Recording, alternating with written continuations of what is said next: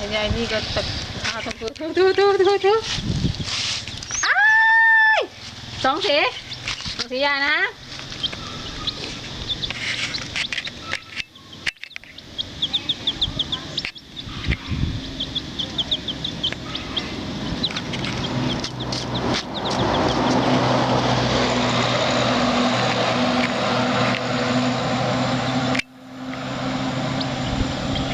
เป็นนกไม่แน่ตะคุบไปแล้วก็ได้นะ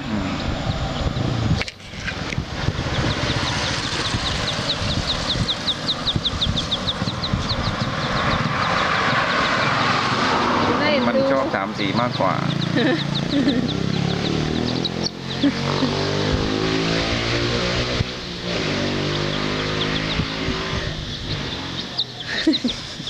ทำไรสองสีจิกตีละเลย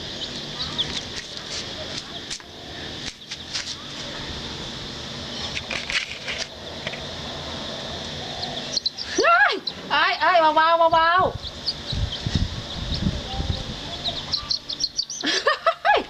สองสิเล่นเบาไม่รู้บ้างเลยนะว่าชีวิตตัวเองอ่ะแขวนอยู่บนเส้นได้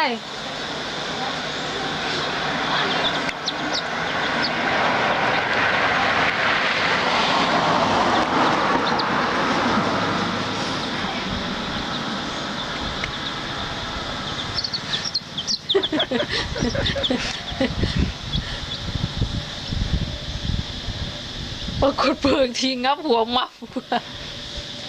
หัวหายแล้ว มันพยายามฝากเนื้อฝากตัว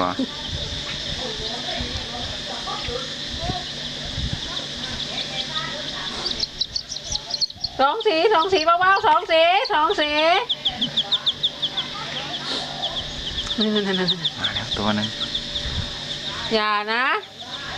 ใครไปคาบมาเนี่ยพวกนี้แหละ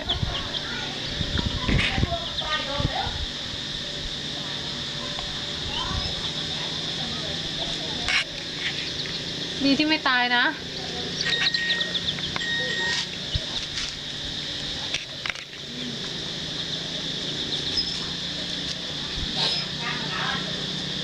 ต่อโตมาช่วงนี้มันมีระบบปรับแสงอัตโนมัติต่อทำสีไปแล้วโตมาอยู่ดำทีมดี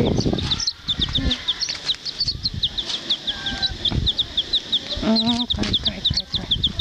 เอาลูกไก่ไปตามนะ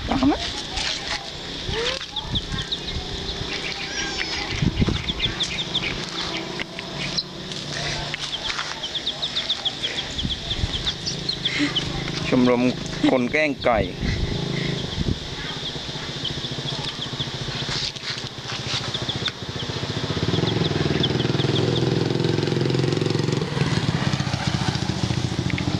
มันต้องตบน้องก็ดูนะ3 เหรียญ